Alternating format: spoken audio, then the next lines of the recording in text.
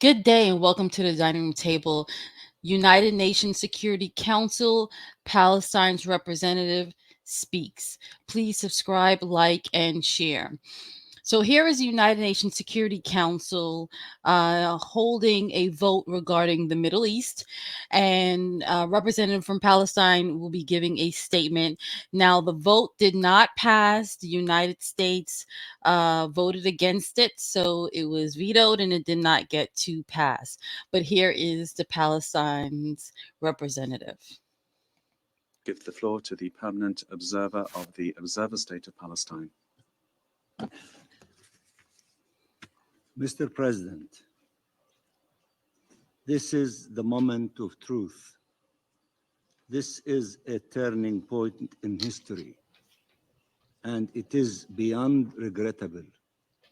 It is disastrous that the Security Council was again prevented from rising to this moment to uphold its clear responsibilities in the face of this grave crisis, threatening human lives and threatening regional and international peace and security.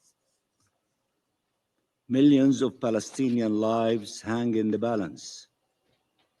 Every single one of them is sacred, worth saving. Instead of allowing this council to uphold its mandate by finally making a clear call after 2 months of massacres that the atrocities must end, the war criminals are given more time to perpetuate their crimes. How can this be justified? How can anyone justify the slaughter of entire people?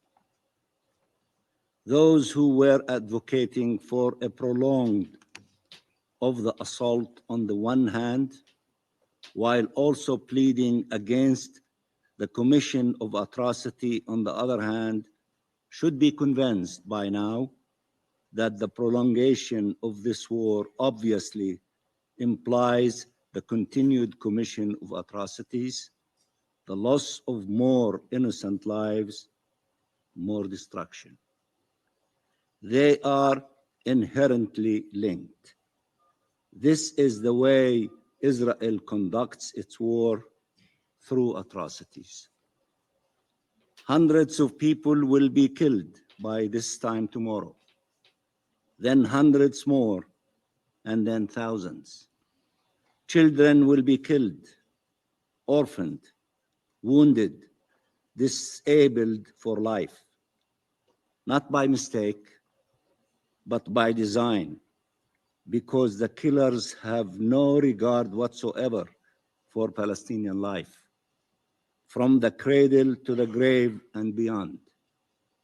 Even the killed are now stacked in mass graves or left for days and weeks under the rubble without dignity of burial. More shouts of people still alive will come from under the rubble, asking to be saved. The humanitarian catastrophe will reach new and terrifying depths. Who can justify this? Who can tolerate to witness more of these horrors, to allow them to continue?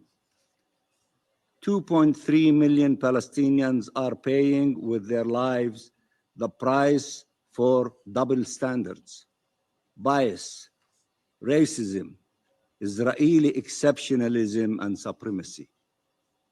If you are against the destruction and displacement of the Palestinian people, you must stand against this war. And if you support it, then you are enabling this destruction and displacement, regardless of your intentions, regardless of your efforts. Only the outcome matters when so many lives are at stake. If you are against war crimes, crimes against humanity and genocide, you must stand against this war.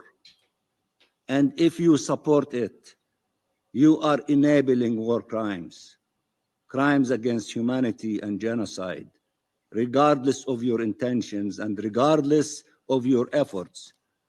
Only the outcome matters when so many lives are at stake.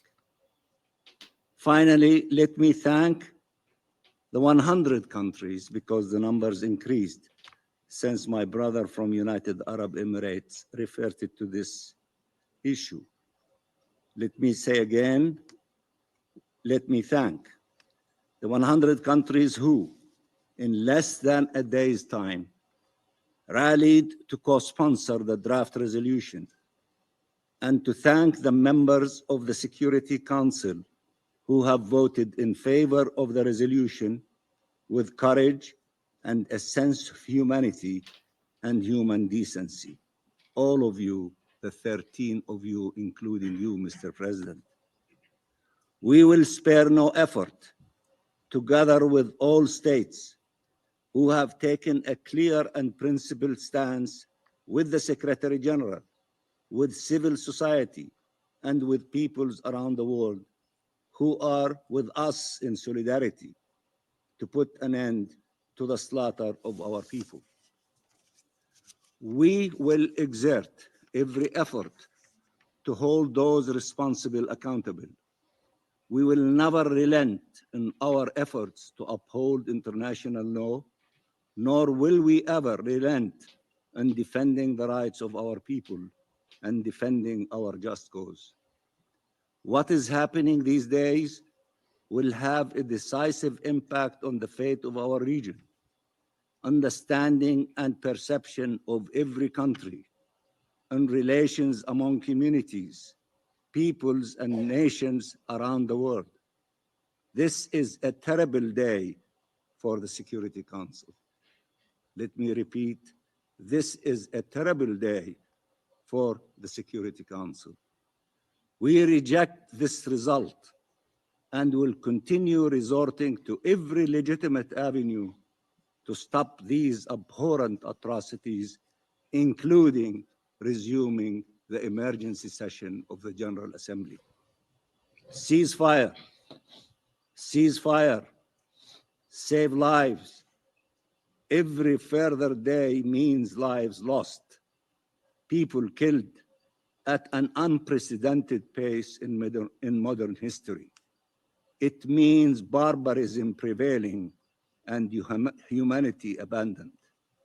Humanity must prevail now for the sake of the Palestinian people in Gaza and for the sake of humanity.